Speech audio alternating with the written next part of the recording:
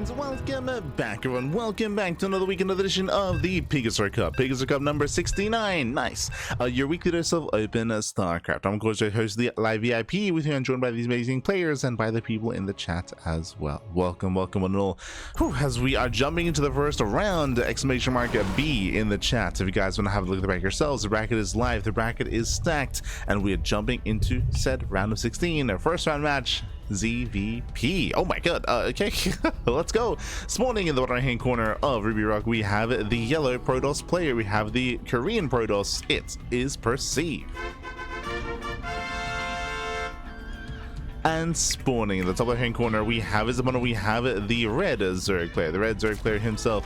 It is YoungYakov. Jump on in. And if you're in the chat, you know what time it is. It is Gamba time. Predictions are now open. Place your bets. Place your bets on who you think will claim the series. Best of luck in the chat as we delve into our PvZ. Coming into this, YoungYakov is the favorite player to go far in this event, but we'll see how Perceive does compare. Fun fact, I don't think I've ever casted Perceive before. Percival, yes, but Perceive is a newer face to the scene, newer face to the region from South Korea, and I don't think I've had the luxury of covering some Perceive action, so I'm ready. I do not know what to expect. I know he's been on the grind. That much I do know.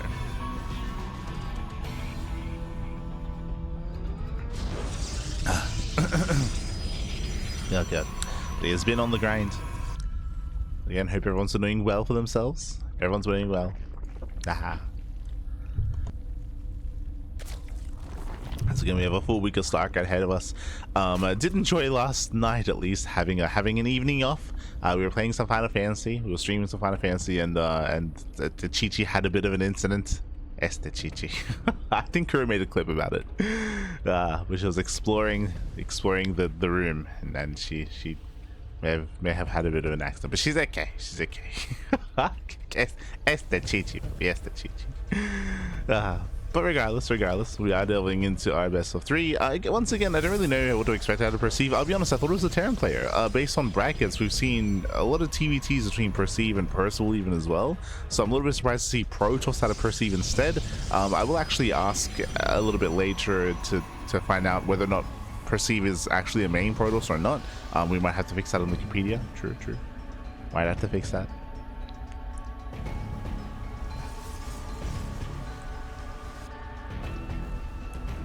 But otherwise, Hatchcat's Pool, standard opener here by YoungYakov. We don't really expect anything too crazy out of Yakov until the mid-game. Once we get into the mid-game, that's when we can embrace 3 base all-ins, and I do expect to see that here on Ruby Rock. Ruby Rock is a smaller map, so it does favor more aggressive builds and aggressive styles. Meanwhile, Twilight Council out of Perceive. Okay, that is not normal, that is not standard. Going straight Twilight Council here often does lead into Glaive Adepts. That's what's on my mind, but we do have some options here with how aggressive and how committed we want to be. Oh, as Perceived did go Zealot first. Interesting. Did go Zealot first, moves out across the map, followed up by the Stalker. The Stalker ideally should be designed to deny vision, deny scouting, but there's a second Overlord on the way. Yeah, second Overlord is coming in. First one is going to be pinned down. Zealot should be cleaned up. Zero Lings, zero Queens. Oof, yeah, 0 damage with the Zealots. And behind this is going to be early Blink, not Glaive Adepts. Okay, I mean, regardless, hyper aggression, but alongside this, we should be seeing extra gateways. Robo's now on the way as well. Overlord dips in, the Overlord does confirm the Twilight Council. So Yakov is fully aware. I mean, is aware of that we're being hyper aggressive at least, and it's going to be essentially a 2 base all in. Not aware it's Blink, but aware of aggression. So back at him, we'll be getting ready. We're getting a Roach Warren, building up Roaches, building up Lings, cutting workers a little bit earlier.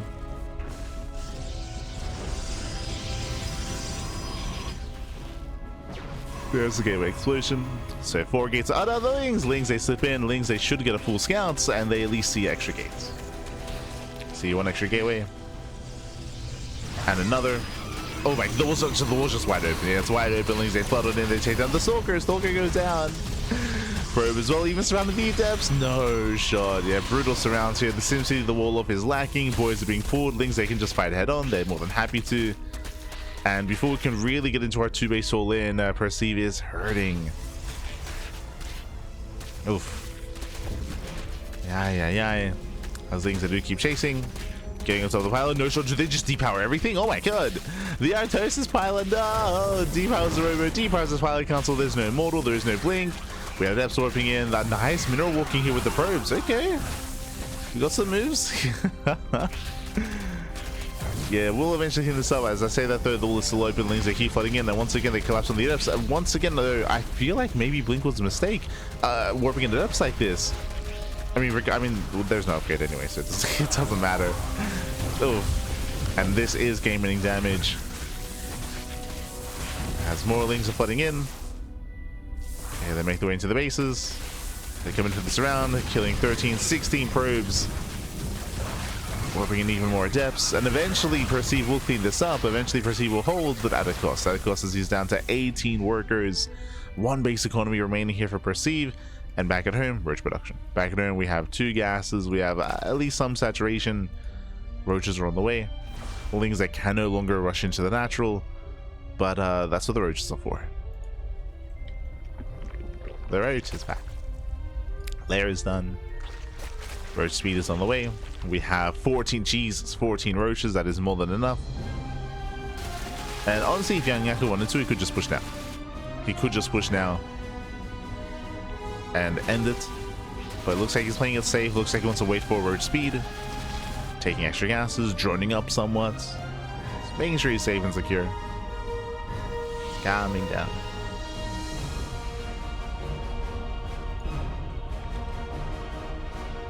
C10. Hello, new C10. Hello, bienvenidos.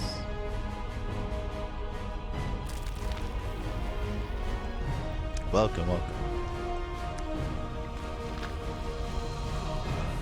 Hope you enjoy your stay. As roaches they poke in.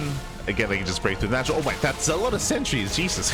Without Ravagers, technically Perceive can hold on here. But a couple of Ravagers do morph in. And they break down the force fields. And the army floods on forward here. Y'all hallucinated Colossus, let's go. I appreciate the hallucinations, but in the end, the Roach Ravager should overwhelm and does. It breaks through the depths, the sentries, the everything, boys are being pulled once again. The final stand here for Perceive. And YoungYakov will look to take a lead. We'll look to take a lead here as we open a couple of zealots are running out of money, running out of steam. GG gets cold, and YoungYakov takes game number 1. Whew. GG. GG, well played. YoungYakov does take a lead. Some interesting play here by Perceive. Very interesting. Unfortunately, because of the lack of wall and because of the lack of SimCity, we didn't really get to see his build come into play, right? He was going for a 2-base all-in, was building up to 5, if not 6 gateways, going into Blink, going into Immortal production as well. But again, it was all just shut down before we could really get going, with Blink being denied, with the Immortal being denied as well, with that pylon going down, with it being surrounded, everything just kind of fell into chaos early on. GG. GG, all played. What happened? The pants were down, Bobby. The pants were down, and with that, Perceive was caught out of position. Caught with his pants down, Bobby. His pants down. And with that, YoungYakov takes the lead. But remember, this is a best of 3, so we're going to be jumping into game 2, and we'll see how Perceive approaches here in game 2. Bearing in mind that, again, previously I thought he was a Terran player, not to be confused with Percival, of course. But I'm curious if Perceive does race switch here, and we could see something different. Let's go. Let's go.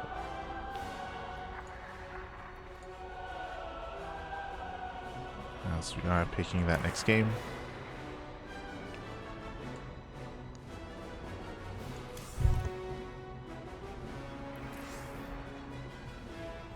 Oh, okay. Game 2 is going to be a Winter Madness. Let's go.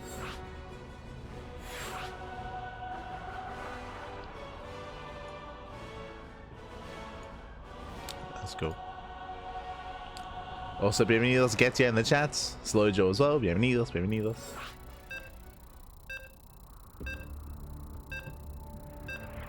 PiGosaur 69. Nice. True. Bienvenidos.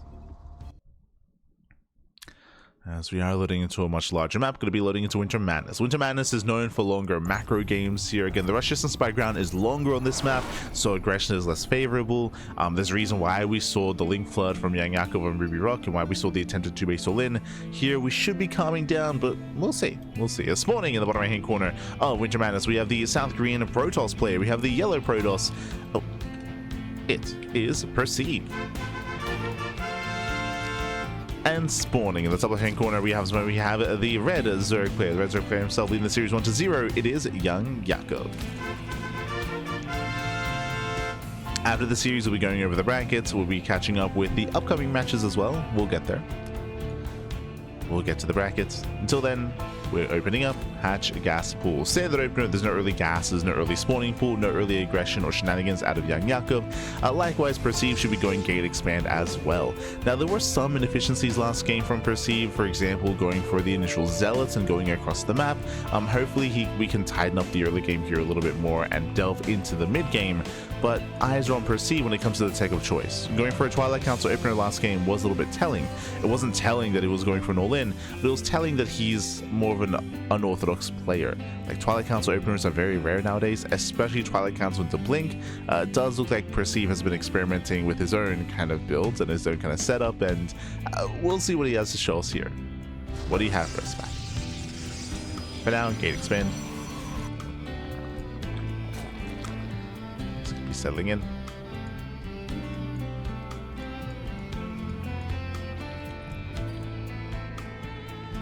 Once again, it's going to be on YoungYakov to scout, so to set up his overlords, to get ready to rush into the bases. Or shout to the spray. Ideally, if you're a Protoss player and if you do plan on hiding tech and going for an all-in, it is going to be on you to deny the scout. Deny the scout, shut it down, get your stalkers, get your void ray. This is often why, if Protoss players are going for something more tech heavy, they often do open Stargate into Void Ray to confirm the kill on those overlords, to hide their tech. Once again, Twilight Council opener.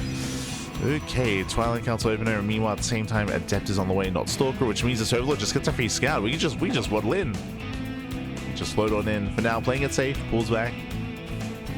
YoungYakov doesn't know whether or not there is a Stalker or an Adept on the way. But again, that's a very early council. Arguably too early. Like, do we have enough money to start the initial upgrade here? Yeah, that's we'll get there. So once again, Blink is going to be on the way. So rushing into early Blink. But again, this is very early here. This is off of only one gateway so far. We should be building up into a higher gateway count into the robo once again. But Yakov will confirm. Load hits in, does confirm. Behind this, Edif does get surrounded. I believe he gets one drone. Ooh, zero. Zero damage here. Drone was saved. Ay, ay, ay. Adept was shut down. Yakov confirms. And again, the Blink is going to finish quite early here. Again, I feel like this is a little bit mistimed. We'll see.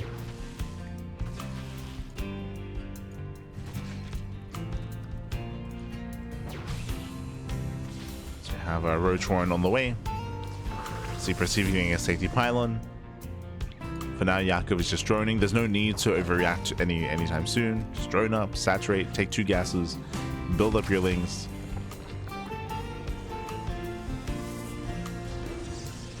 But this is what I meant when I said that this feels very mistimed.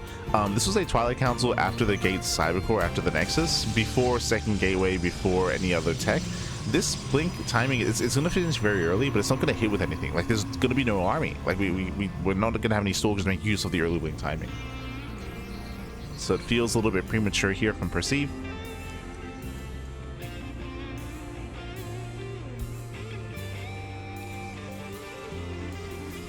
As we're building up to 6 gateways, so it's going to be a 2-base 6-gate all-in. Looks like a very similar build to last game. I say similar because the robo is much later this time. So much later robo. The model production has begun.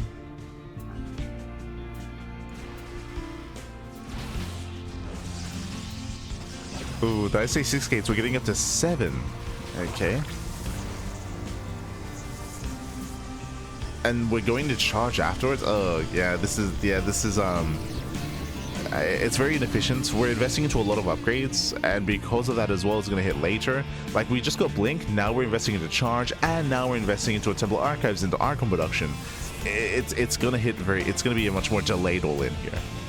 It's going to be delayed, and it's also going to be very tech heavy. It's going to be very expensive with the kind of army we're trying to construct.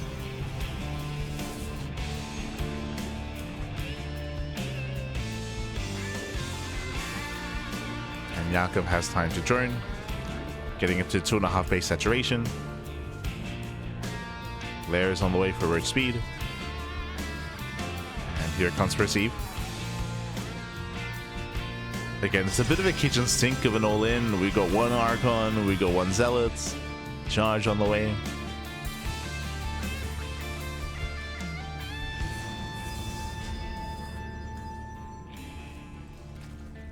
So we have our Mass Blink Stalker getting ready.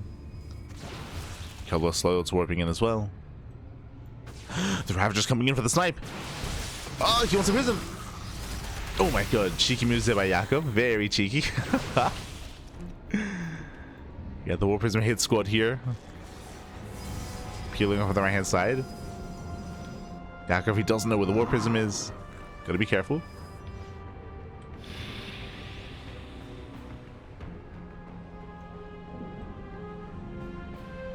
He does keep it back.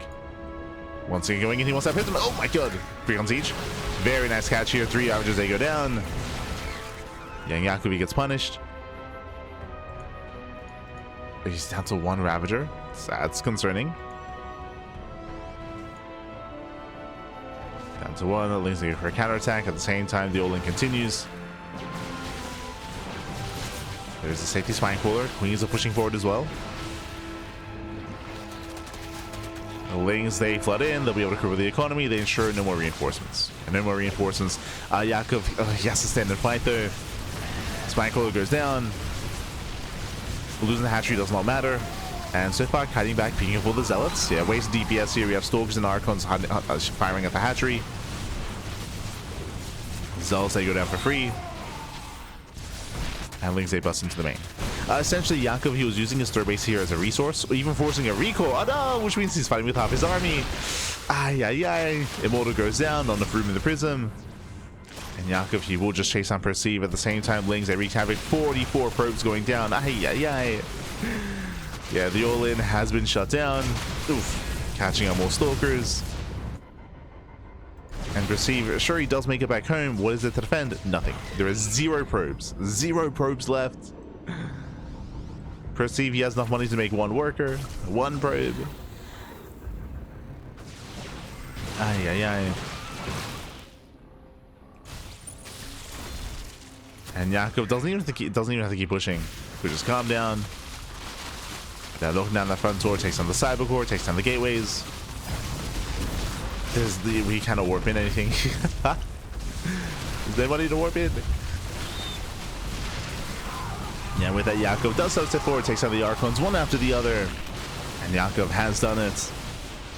He's broken the main army. We have a Spire on the way. GG gets called, and YoungYakov will claim the series 2-0. GG. Whew.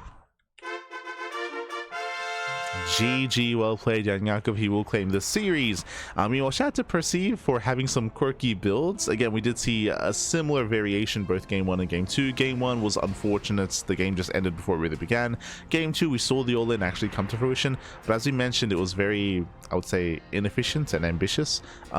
When you're going for an all-in like this, typically time is of the essence. The longer the game goes on, the worse it's going to be for you. So you want to be as tight as possible. You want to be as efficient as possible, which is why whenever you see a 2-base all-in like this, you typically see like a mass commitment into, say, Mortal Century Soul Train, or just Glaive Adepts, or just Blink, or just Charge.